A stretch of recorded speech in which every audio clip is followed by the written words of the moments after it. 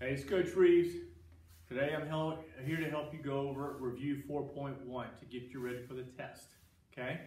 Shouldn't be too bad. We've done most of these problems. You've seen a lot of videos on this stuff. So let's go through this and make sure we understand what's going on one last time. All right, problem number one, they're going to ask you to add or subtract. In this case, we have a minus sign, so we're going to distribute. This will become a positive 11n. This will become a negative 2. This will become a positive 14n squared. I like to combine my like terms. What do I have? I have a negative 7n squared. I have a positive 14n squared. That will leave me with a positive 7n squared. I combine my positive 8n with my positive 11n, that will give me a positive 19n. What's left over is a negative 4 and a negative 2, which gives me a negative 6. You should be fine. We've already done these earlier in the year. We should be good to go. Long division. Make sure it's in the right order. Make sure there's no holes or gaps. All right, so it's not in the correct order, it's scrambled. Okay, so what we're going to do is we're going to rewrite this. I'm going to have 12x to the third plus 20x squared plus 11x plus 2. Now we're in the correct order. We don't have any missing exponents, we don't have any gaps, so we don't have to put any zeros in. We're ready to do long division. So I have a 3x plus 2. Remember, when we do this, my goal is to make this first term match this first term every time. So to get there, I'm going to multiply times a 4. Because I know we need to go from a 3 to a 4, I'm going to multiply times 4. I want to go from x to the third. I will need x squared. So we multiply, we get 12x to the third. 4x squared times 2 is going to give me a positive 8x squared. We draw a line. We change both signs. This will cancel. 20 minus 8 is a positive 12x squared. I bring down my 11x. Now I want to make the 3x match that 12x squared. So I need a positive 4x. And so I multiply, that gives me 12x squared. 4x times 2 is a positive 8x. We draw a line. We change the signs. That cancels. That leaves me with a positive 3x. Bring it down, plus 2. I want that 3x to match that 3x. It already matches. So in that case, we multiply by a positive 1. And that will give me a 3x plus 2. We draw a line. We change the signs. Cancel, cancel. Remainder is 0. This is my final answer, 4x squared plus 4x plus 1. All right, let's keep going. Synthetic division. So we're going to check 4, 3, 2, we're missing x to the first.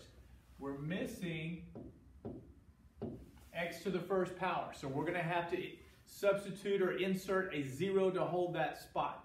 So let's copy the coefficients. So we have a 1, I have a negative 3, I have a negative 4,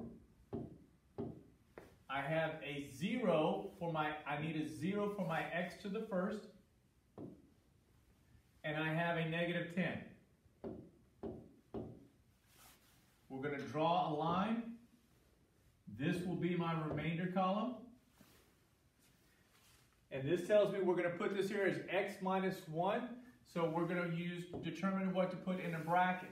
So we're going to say x minus 1 equals 0 plus 1, x equals a 1. We're going to put a 1 in our bracket. Okay? So then we're going to bring down the first number and we're going to bring down our 1. 1 times 1 is 1. Negative 3 and 1 is a negative 2. 1 times negative 2 is negative 2. This is going to leave me with a negative 6. 1 times negative 6 is negative 6.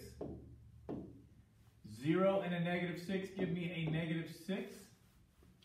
1 times negative 6 is negative 6 with the remainder of negative 16. Now, in my original problem, I started with x to the 4th. So that means my answer, when we write our answer, we should drop one exponent. This should be x to the 3rd minus 2x squared minus 6x minus 6. There's your remainder. So how do we write this?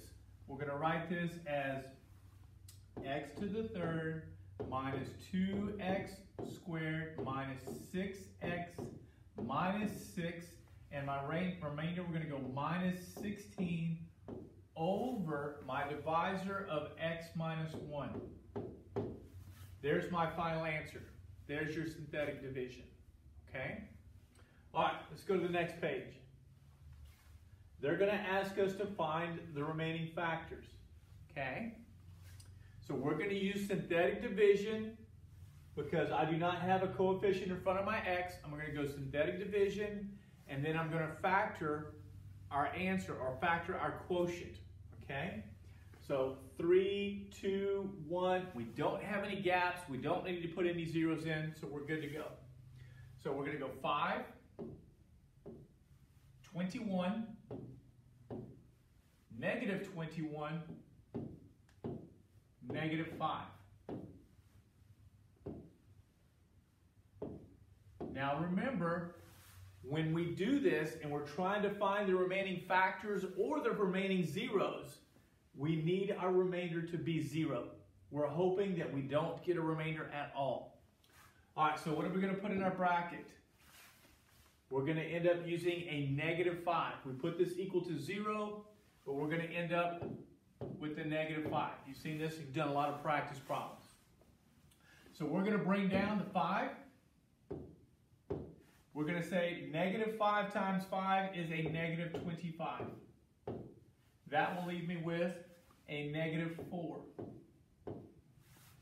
Negative 5 times negative 4 is a positive 20. Negative 21 and 20 will leave me with a negative 1. Negative 5 times negative 1 is a positive 5. That leaves me with a remainder of 0. This is a good sign. This is what we wanted to happen. Okay? So what do I have? I have 5x squared minus 4x minus 1. This is what I need to factor. Now there's two ways to factor this. You could either use the box method or you could use grouping method, whatever you're comfortable with. Alright? But what we do know is when we look at this back sign, that tells me that my signs in my parentheses, when we look at this back sign, since it's a negative, it tells me my signs in my parentheses or in my answer will be different. This says the signs are going to be different. The bigger number gets the negative sign. So we're going to set up our parentheses. Signs are going to be different. Okay? We're going to go to the box method.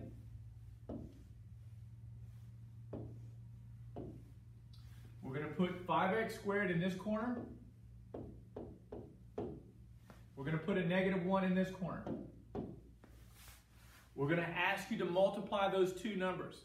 5 times negative 1. That will give me a negative 5.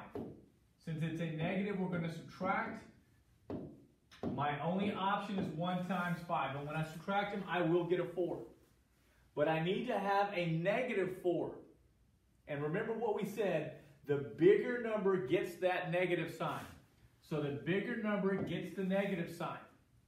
So we put a negative 5x in this corner, or in this box, and we put a positive 1x in that box. So when we find out what they have in common, going across, they have a 5 and an x in common. Across the bottom, they have a 1 in common. Going up in the first column, they have an x in common.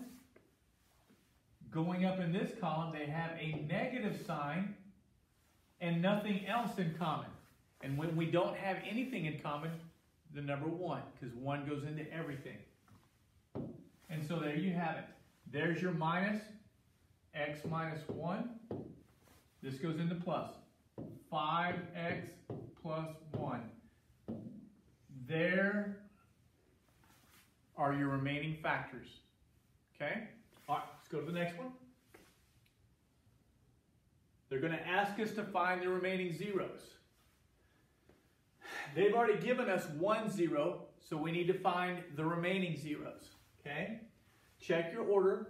3, 2, 1. We don't have any gaps, so we're ready to go with synthetic division. And then once we perform synthetic division, we're going to perform the quadratic formula, or use the quadratic formula to find the remaining zeros. Okay? All right, so we have a 1, negative 5, we have a 2, and an 8. Here's our remainder column. Remember, we're hoping, when we're finding the remaining zeros, we're hoping that a remainder needs to be a 0. We're going to use negative 1. We're going to bring down the 1. Negative 1 times 1 is a negative 1, which leaves me with a negative 6. Negative 1 times negative 6 is a positive 6. 2 and 6 is an 8. Negative 1 times 8 is negative 8 with a remainder of 0. That's a good sign. That means we're doing something right.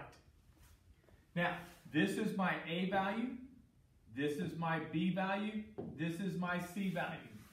We will substitute those into the quadratic formula, which is the opposite of B plus or minus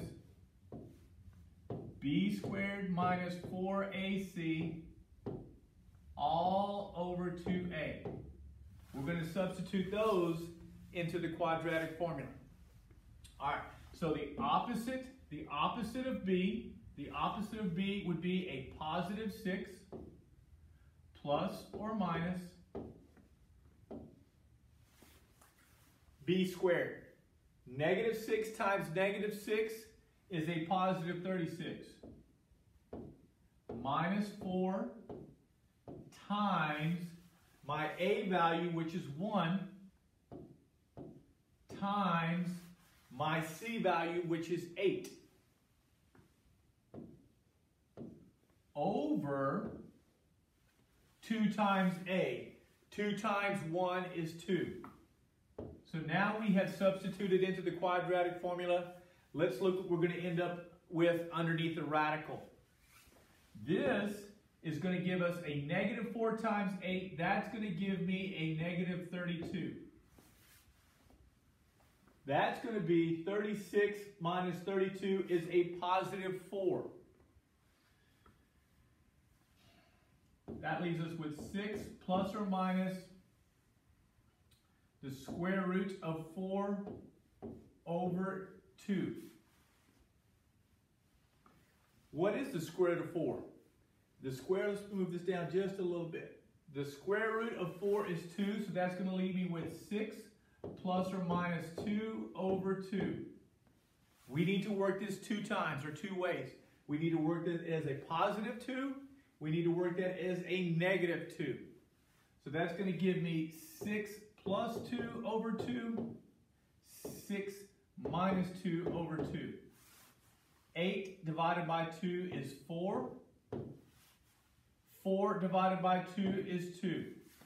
Those are my zeros.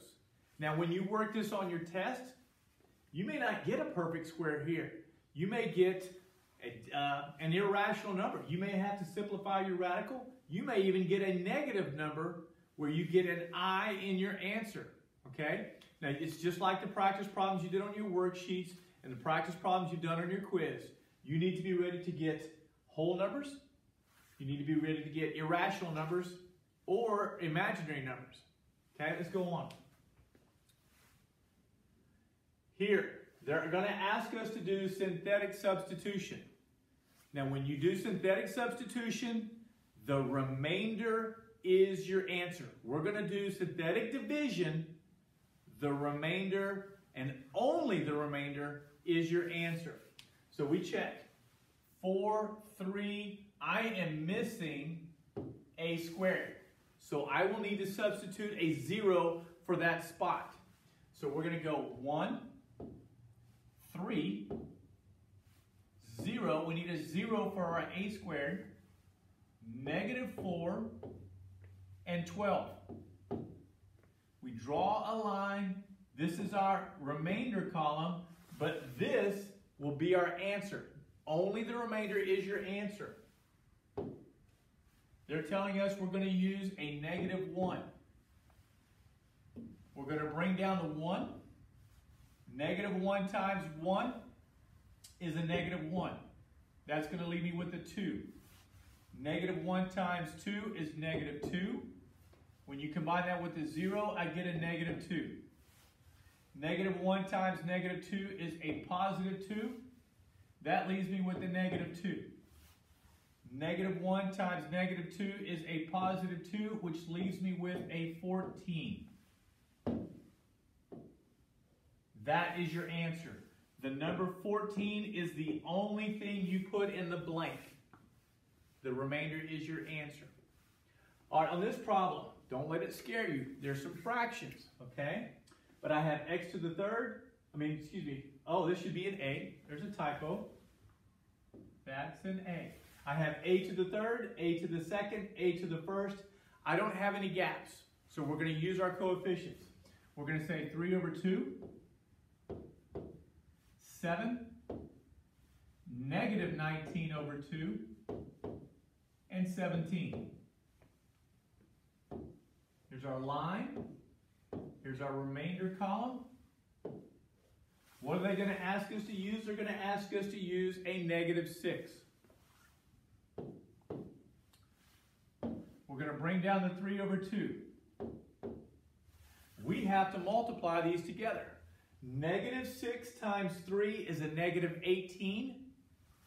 We'll do it down here. -6 times 3/2.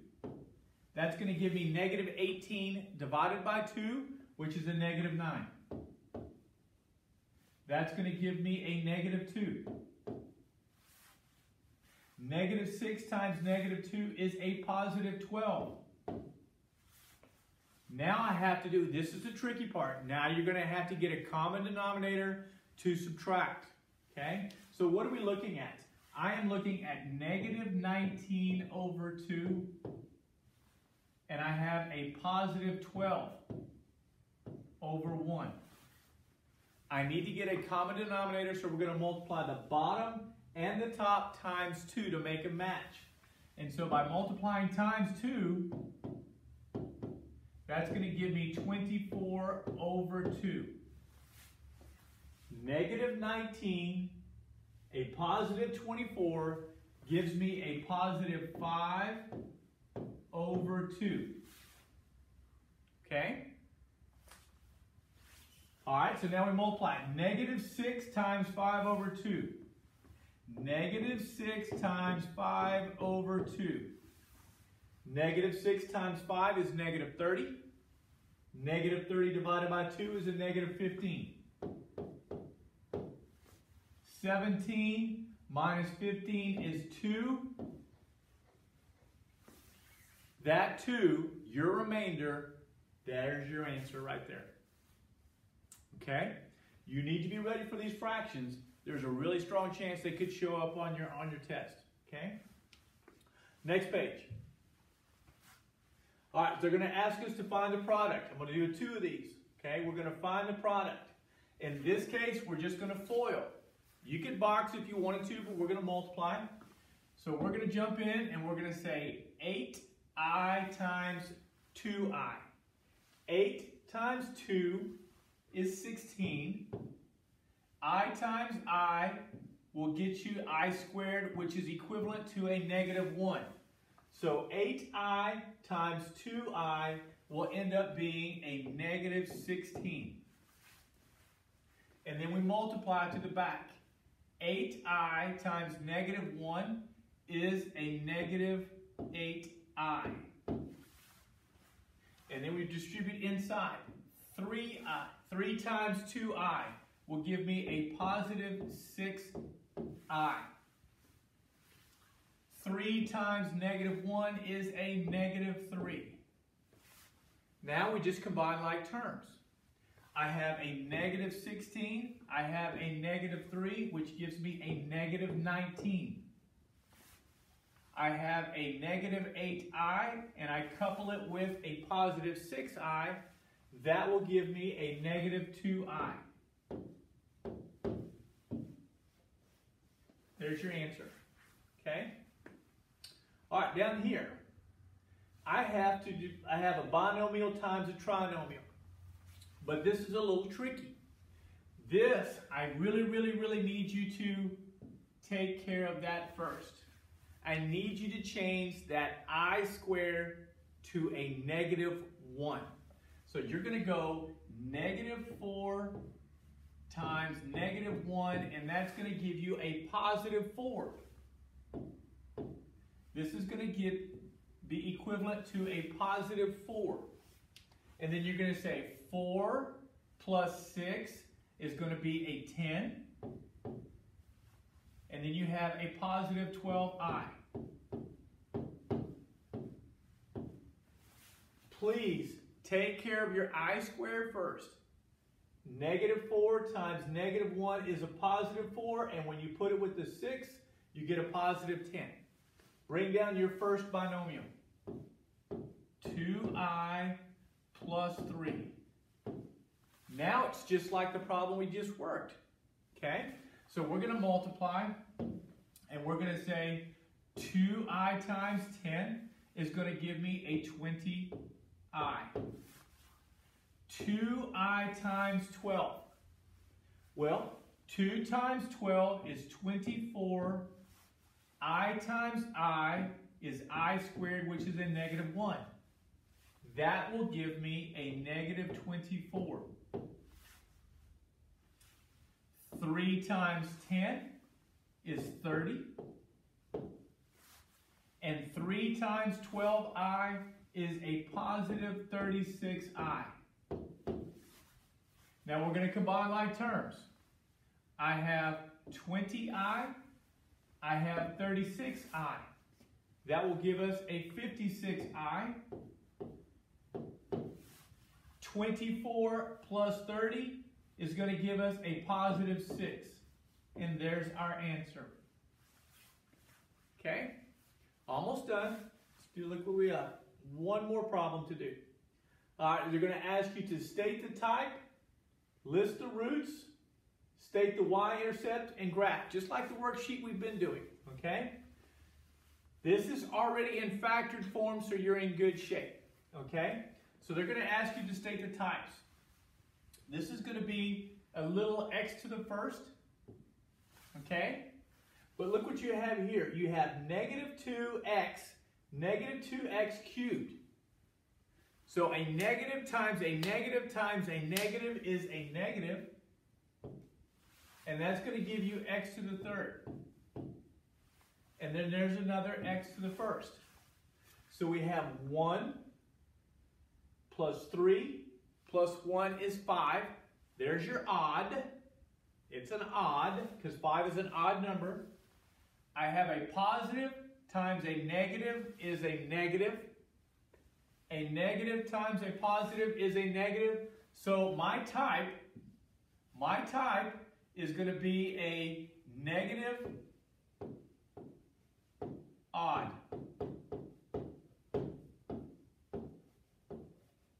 Now, how did we do that again? You found out it was odd by adding the exponents on the variable. 1, 3, 1, adds up to 5. 5 is an odd number, that's why it's odd. Your x, your variable, is positive. This negative 2x, when you cube it, that's going to give you, actually it's going to give you a negative 8x, but it's still negative. Positive times a negative is a negative. Negative times a positive is a negative. So your type is a negative odd, which tells me my graph will start going upward, but it will finish going downward towards the negative numbers. Okay? All right, list the roots. To list the roots, we're going to take the opposite, or we can put these equal to 0, and that's going to give, when you go x plus 4 equal to 0, you're going to end up with a negative 4. When we put this, if this bothers you, put it equal to 0. Come over here and say 3 minus 2x equals 0. Minus 3 minus 3, negative 2x equals a negative 3. Divide by negative 2, divide by negative 2, and you get x equals a positive 3 over 2. There's your root, 3 over 2. But it's cubed. It is cubed, so that tells you that you're going to have an M3. The last root, it's x minus 2. You can put it equal to 0, or you can just take the opposite. That's going to give you a positive 2 as your last root. Okay? Now it says we need to state the y-intercept. How do you find the y-intercept? You find the y-intercept by substituting a 0 where the x's are. So if we put a 0 here, 0 plus 4 is going to give us a 4. Let's do this. Let's erase a little bit, give us a little bit of room. Okay? All right? And we're going to say 0 plus 4 is 4. We're going to substitute a 0 here. 2 times 0, or negative 2 times 0 is 0. That's going to leave us with a positive 3. We're going to substitute a 0 here, and 0 minus 2 is a negative 2. And then we multiply. 4 times 3 is 12. 12 times negative 2 is a negative 24. So when we substituted a 0 in the x spot, we ended up with negative 24 as my y-intercept. Type, roots, y-intercept. And now we go graph. So we're going to put a dot over here at negative 4.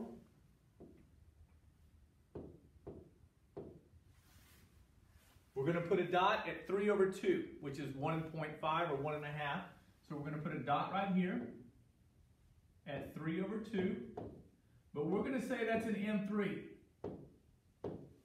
Because when you do the M3, you're going to get a little whip. One way or the other, you're going to get a little curve. Okay? And then we have a number at positive 2. Now remember, your graph is not going to be to scale. It doesn't have to be exactly where this is 1.5 and my 2 has to be. You can space it out. It does not have to be to scale. My y-intercept is negative 24.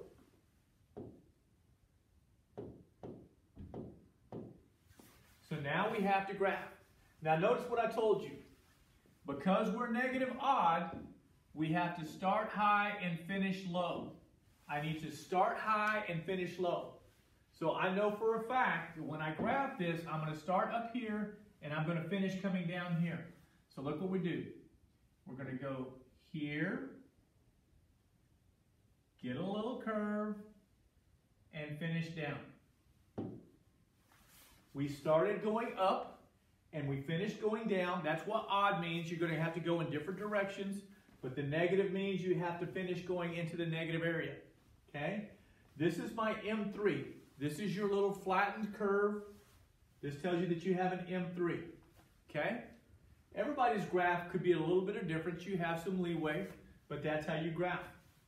All right, let's go to another problem. Last set. They're going to ask you to state the type and then determine the y-intercept. Okay? But we're also going to write this equation.